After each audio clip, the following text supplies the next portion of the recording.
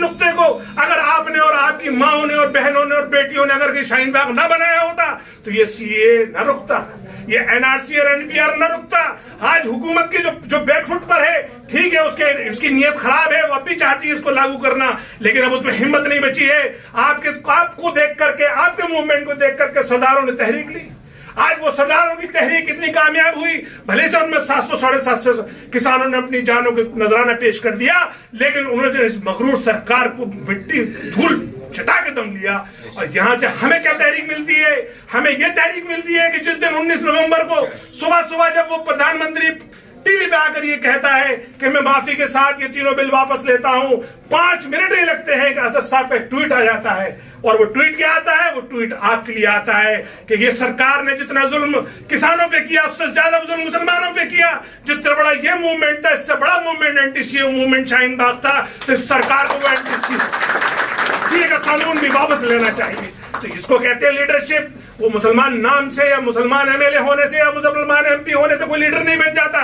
यहां इस फर्क को समझना है, हमें इस धोखे में नहीं आना कि चाहे किसी भी पार्टी का मुस्लिम नुमाइंदा हो, चाहे वो एमएलए बने, एमपी बने, काउंसलर बने, वो उस पार्टी का कारकुन है, वो उस पार्टी की पॉलिसी को पाबंद है, वो उनकी हिदायत को मानने पे मजबूर है। और उसकी जिंदा मिसाल मैंने आपके सामने आपके विधायक की पेश की, उसमें मैं और वो दोनों साथ थे। मेरे वो अच्छे दोस्त हैं, मेरी पूरी हमदर्दी उनके साथ है। लेकिन सच्चाई ये है कि जो लोग भी इस गलतफहमी में हैं कि कांग्रेस के एमएलए बन गए या आम आदमी पार्टी के एमएलए बन के वो लीडरशिप देंगे, ये उनकी सिर्फ गलतफहमी है।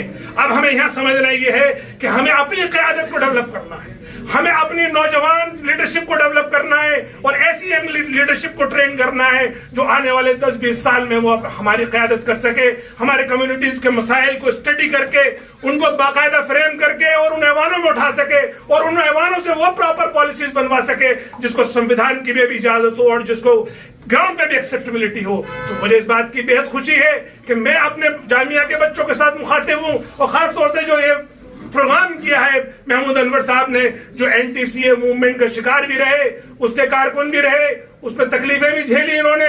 उसके अलावा आप एक गैर मामूली पढ़े लिखे इंसान है, आपने बीटेक किया, एनआईटी से एमटेक किया और अब ये पीएचडी कर रहे हैं। ये मजलिस की पसंद है, मजलिस ये चाहती। भले से इन्होंने आज सिर्फ अभी तक अपने टिकट के लिए अप्लाई किया है, इनका टिकट कंफर्म नहीं हुआ है। दूसरे और भी दूसरे महमूद साहब थे, उन्होंने भी अप्लाई किया है, उनका भी टिकट कंफर्म नहीं हुआ है। लेकिन मैं दिल्ली सदर के नाते आप लोगों से ये वादा कर रहा हूं कि मैं आपको बेहतरीन कैंडिडेट दूंगा इंशाअल्लाह, चाहे वो किसी भी शक्ल में दूं। और आप भी मुझसे यह वादा करो कि आप शक्ल पे नहीं जाओगे, आप बिरादरी पे नहीं जाओगे, आप इलाकायत पे नहीं जाओगे, आप जाओगे अपनी कौम की फलाह और बहबूद पर। आपको जाना होगा अपनी नस्लों को बनाने पर, आपको अपने अंदर से लीडरशिप पैदा करनी होगी। और लीडरशिप आसमान से नहीं उतरा करती, लीडरशिप प्रोसेस का या लीडरशिप डेवलप करने का यही तरीका है जो आज हम आप बात कर रहे हैं। मुझे 19 मार्च को इसकी जिम्मेदारी मिली, 19 मार्च 2021 को मैं इसका सदर बना। उससे पहले मुझे किसी सियासी पार्टी चलाने का कोई तजुर्बा नहीं था। 2 महीने मेरे लॉकडाउन में निकल गए, 2 महीने तक मैं भी कुछ नहीं कर पाया, आप लोग भी सब कुछ आप घरों में बंद थे। 2 महीने के बाद जो मैंने काम शुरू किया, अल्हम्दुलिल्लाह ईद के बाद 20 मई से मेरा जो काम शुरू हुआ, तो मैं 2 नौजवानों को लेकर आया। वो 2 नौजवान आप में से हैं और कितने छोटे हैं, एक की उम्र 21 साल है, एक की उम्र 23 साल है। एक ये जो कासिम उस्मानी जो आपके सामने निजामत फरमा रहे हैं और दूसरे मारूफ खान जो हमारे आईटी सेल के हेड हैं। इन 2 नौजवानों को मैंने कहा कि तुम सब्र के साथ मेरे चलते रहना, मैं बताऊंगा तुम्हें लीडरशिप कैसे होती है। क्योंकि हमारे यहाँ अगर किसी चीज का फुकदान है तो वो 2 चीजों का फुकदान है, एक हमारी यहाँ ईमानदारी नहीं है और दूसरा हमारे यहाँ परफॉर्मेंस नहीं है। हम सिर्फ लफाजी करना चाहते हैं, हम चाहते हैं कि बोल के काम निकल जाए, हम चाहते हैं सिर्फ मैनेज करके हम बात चले जाए। हम ये नहीं समझते कि अगर हम अपने आप से ईमानदार नहीं है तो हम कौन को क्या दे सकते हैं, हम कैसे देंगे, वो कौन सी सूरत हाल बनाएंगे। तो इसलिए हमें अपने नौजवान को इस बात की परवाह किए हुए कि उनकी उम्र कितनी है, तजुर्बा कितना है, अगर उन पर भरोसा करोगे तो वो बेहतरीन रिजल्ट देंगे। ये दोनों नौजवान, एक महमूद और दूसरे महमूद, दोनों नौजवान बिल्कुल इनएक्सपीरियंस है, इन्हें कोई तजुर्बा नहीं है इलेक्शन लड़ने का। लेकिन मैं ये आपसे वादा करता हूं कि जो मॉडल हैदराबाद में मजलिस ने अपनाया है, जिस तरीके से मेट्रो सिटी को सर्व किया है, वहां के मुसलमानों के उन्होंने इक्तिसादी हालात, तालीमी हालात, उन्होंने अपने समाजी हालात को अपलिफ्ट किया है। और आपको ये बात पता होनी चाहिए कि वो जिस तरह से जीडीपी में कंट्रीब्यूट करते हैं, जिस तरह से वो प्रोफेशनलिज्म में कंट्रीब्यूट करता है हैदराबाद, जिस तरह से हैदराबादी अमेरिका में बैठ करके पूरी दुनिया की लॉबी में कंट्रीब्यूट करता है, जिस तरह से आपके जितने मूवमेंट चलते हैं, चाहे वो सीए चलता हो या चाहे मजहबी मूवमेंट चलते हो, जितना हैदराबाद से मदद आती है उतनी कहीं से नहीं आती। उसकी वजह आपको मालूम है। उसकी वजह यह है कि उन्होंने वक्त रहते अपने आप को पॉलिटिकली यूनाइट कर लिया और अपने आप को एम्पावर कर लिया। उसकी वजह ये रही कि उनको मजलिस जैसा साथ मिला, मजलिस जैसा प्लेटफॉर्म मिला। बदकिस्मती हमारी ये रही कि नॉर्थ में इस तरह का प्लेटफॉर्म नहीं था। आज ये प्लेटफॉर्म आपके दर पर आया है। नौजवानों, इसे सीने से लगा लो, इसे उम्मीद समझ लो। आप ये समझ लो कि ये ऐसे बुरे वक्त में आपके पास एक अपॉर्चुनिटी आई है। आपको अब डरने घबराने की जरूरत नहीं है। किसी तरीके का कोई अंदेशा दिमागों में मत रखो, क्योंकि जो अंदेशा रखते हुए हमारे बुजुर्ग 70 साल से चले आए थे, वो सारे काम आज मुंह बाए खड़े। वो पूरी तरीके से वो दंदनाते हुए हैं। वो सारे शैतान मसनदों में मुसल्लत है। वो तमाम तरह उन्होंने इदारे अपने कब्जे में कर लिए, चाहे अदलिया हो, चाहे वो मीडिया हो, चाहे वो मुकन्नना हो, सब कुछ उनके पास है। लेकिन हमें यही डराया गया कि अगर तुम अपने आप को अपने पॉलिटिकल प्लेटफॉर्म बनाओगे तो कोई दूसरा मुत्तहद हो जाएगा, और वो मुत्तहद होकर फिर आपके लिए दुश्मनी करेगा। सच बात यह है कि वो मुत्तहद होता रहा, वो अपनी रफ्तार से चला, अपनी चाल से चला, और आप गुम होते रहे। और आज इतने हद तक गुम हो गए कि आपके पास एक प्लेटफॉर्म भी नहीं है। तो इसलिए मेरे दोस्तों, भाइयों, ये एक ऐसा प्लेटफॉर्म आया है जिसे मैं इसको दीनी फरीजा समझ के कर रहा हूँ। मैं इस काम को ऐसे नहीं कर रहा हूँ मुझे सियासी तरीके से कर रहा हूँ।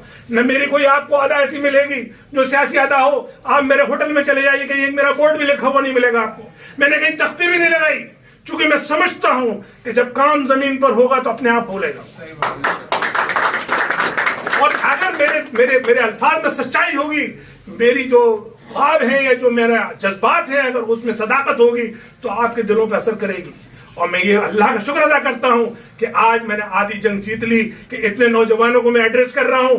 मेरे ख्वाब था ये मेरे रातों को ख्वाब में, ये मेरे दुआएं की है कि अल्लाह ताला कोई ऐसा मौका आए कि मैं अपने नौजवानों को एड्रेस करूं और मैं नौजवानों को उनकी जिम्मेदारी बताऊं। देखिए, ये और लोगों के लिए, खासतौर से गैर मुस्लिमों के लिए सियासत होगी। गैर मुस्लिमों के लिए हो सकता है कि वो काउंसलर जिताए, एमएलए जिताए, हो सकता है वो अपने इलाके की गलियां ठीक कराएं, नालियां ठीक कराएं, लेकिन हमारे लिए माफ करना इससे बहुत ऊपर की बात है। हमारे तो वजूद की बात है, हमारी तो नस्ल साजी की बात है। हमें तो आखिर यहीं से सिरा पड़ेगा, यहीं से काउंसलर बनेगा, फिर यहीं से एमएलए बनेगा, फिर यहीं से एमपी बनेगा, फिर यहीं से हमारी नस्ल साजी होकर यहीं से हमारी सारी पॉलिटिक्स बनेगी। दोस्तों, बुजुर्गों, खास तौर से नौजवानों, मेरी आपसे ये दर्दमंदाना अपील है कि ये बेहतरीन वक्त है यूनाइट होने का। जिस तरीके से आपने गैर मामूली तरीके से अपने शाहीन बाग एंटी शिया मूवमेंट को सपोर्ट किया था, उसी तरीके से आप मजलिस को सपोर्ट करिए। आप अपने सदर पे ये यकीन रखिए कि जो भी सदर करेगा अपने दानिश्ता तौर पे पूरी से पूरी ईमानदारी से करेगा और हर वो काम करेगा जो मेरी कौम के लिए, मेरे इलाके के लिए, मेरे लोगों के लिए फायदेमंद होगा।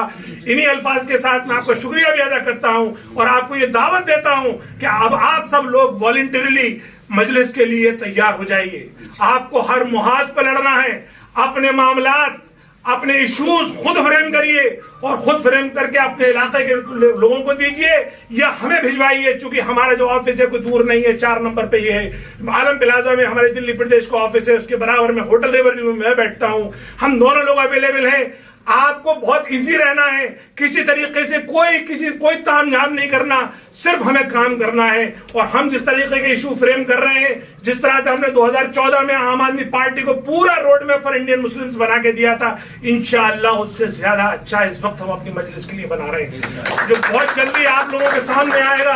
आपकी रूह खुश हो जाएगी, आप भी सोचेंगे कि हाँ, कोई आया है जिसने ऐसा काम किया है। और ये सिर्फ मैं अपनी आखिरत को संवारने के लिए, अपनी कब्र को कुशादा करने के लिए और अपने जहन्नुम से बचाने की तैयारी के लिए करूंगा। और दूसरी बात इसलिए करूंगा कि अल्लाह ताला ने जब मुझे इतनी सलाहियत दी, इतने मुझे रिसोर्सेज दिए, ऐसा मौका दिया, मुझे दिल्ली का सदर बनाया, और अगर ऐसे मौके पे भी मैंने अपनी जन्नत न कमाई, अपने इलाके के लोगों को जिंदगी न संवारी, तो मुझसे बड़ा बदनसीब कोई नहीं होगा। तो दोस्तों, मैंने ये बात आपसे इसलिए करना जरूरी समझी, भले से माइक नहीं है लेकिन थोड़ा जोर से बोलना पड़ा, लेकिन मैं समझता हूं मेरा काम हो गया।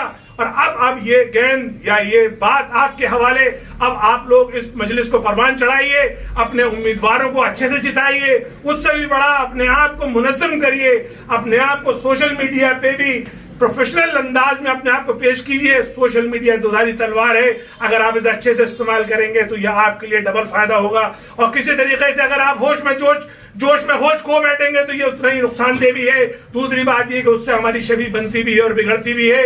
इसके अलावा भी ओखला की जो छवि है गैरों ने जो बना रखी है, उसमें गोदी मीडिया का भी हाथ है, और किसी हद तक हम खुद भी जिम्मेदार हैं। तो इस वक्त हमारी ये जिम्मेदारी बन जाती है, खासतौर से वो लोग जो मजलिस के अम्ब्रेला में आ गए, कि हम अपने आप को एक आला किरदार पेश करें। आखिरकार हम जिसके उम्मती हैं, जो उसकी सुन्नतें हैं या जो उनकी हिदायत हैं, उन पे हम ज्यादा से ज्यादा अमल करें। हम कोशिश करें कि अपनी बात में हम अपनी सदाकत रखें, हम उतना ही वादा करें जितना कर सकते हो। और दूसरा, गंदगी को, जहालत को, आपसी नाइत्तफाकी को और ऊंच नीच को खत्म करें। इन्हीं अल्फाज के साथ मैं आपसे इजाजत लूंगा। वाखिरु दावाना अल्हम्दुलिल्लाहि रब्बिल आलमीन। अस्सलामु अलैकुम व रहमतुल्लाहि व बरकातुहू।